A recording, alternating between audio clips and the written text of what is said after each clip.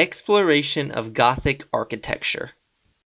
Fundamentally, Gothic architecture transformed castles, churches, cathedrals, and pretty much the whole of Europe. This style of architecture developed because of common architectural problems in medieval times. Back in the 10th and 11th centuries, building skills were extremely limited. Stone castles were rudimentary, dark, cold, and damp. Gothic architecture tried to solve some of these unpleasant problems and created light and pleasant, airy buildings.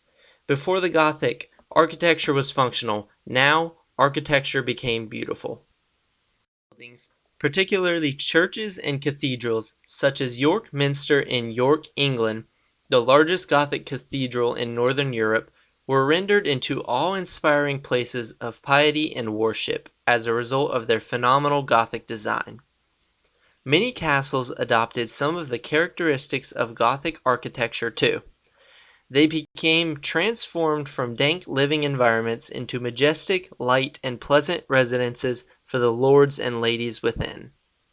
For Gothic architecture, early medieval architects struggled to spread the weight of heavy stone walls.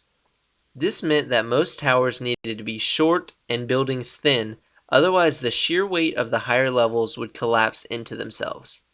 One of the fundamental characteristics of Gothic architecture was its height. New building techniques, such as the flying buttress, enabled architects to spread the weight of taller walls and loftier towers. This meant that all Gothic buildings could, quite literally, scale new heights. It allowed them to reach up to the heavens, perfect for cathedrals and churches. This is the defining external characteristic of Gothic architecture. These buttresses effectively spread the weight of the new designs, taking the weight off the walls and transferring force directly to the ground. However, what's particularly notable about the flying buttress is that it's decorative too. Rather than just being a simple support, buttresses were often elaborately designed and extremely decorative. They appeared to dart and sweep around each building, giving a sense of movement and grandeur missing from previous architectural designs. Innovation of the pointed arch was the defining internal characteristic of Gothic architecture. Its significance was both practical and decorative.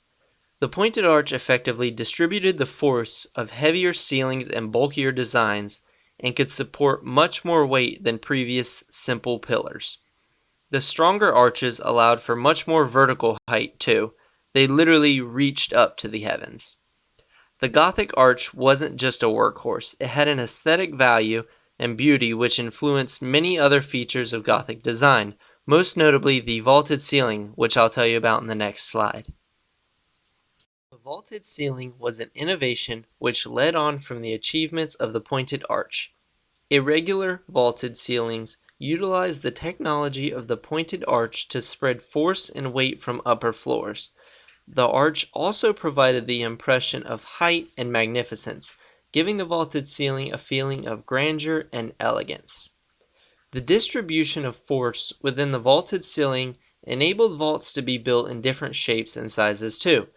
Previously, vaults could only have been circular or rectangular. Before Gothic architecture, castles and early medieval buildings were pretty depressing places to live or worship in. Castles, in particular, were places of damp and mold, as most weren't built strong enough to support slate or stone roofing. Although these fortresses could more or less prop up wooden roofs, these let in the rain. If that wasn't depressing enough, these old environments tended to be dark and dingy. The windows were generally tiny, as the force of the walls would collapse into themselves if they included any larger glassworks. Gothic architecture strove to be the solution to the problems that the older medieval style of building dealt with. It emphasized light, bright windows, and airy interiors, transforming castles and churches into more pleasant and majestic environments. Notable characteristics of Gothic architecture is the gargoyle. Gargoyles are decorative, monstrous little creatures perched along the roofs and battlements of Gothic buildings and castles. Gargoyles have a practical purpose. They're spouts, enabling rainwater to drain off the roof and gush through their mouths before plummeting to the ground. However, gargoyles had another intended purpose, to strike fear into the hearts of ill-educated medieval peasants, scaring them into the church or cathedral. Many gargoyles included elements of the grotesque, exaggerated evil features, or threatening poses which had leered down from up high. In a world marked with fear and superstition, these creepy creatures would undoubtedly have encouraged many to seek solace and safety inside of a church or cathedral, protected from the demons and ghouls which roamed outside. The gargoyle is one of the defining characteristics of Gothic architecture and sticks in the mind even today. First time that beauty and aesthetic values had been incorporated into building design. This revolutionized the way that medieval architects began to think of buildings. Architecture was no longer just functional, it began to have merit and meaning in its own right. Increasingly ambitious and ornate designs of church, cathedral, and castle came to be built. Rivalry and competition drew different groups of builders to conceive and construct grander and more decorative designs for the glory of the Christian region.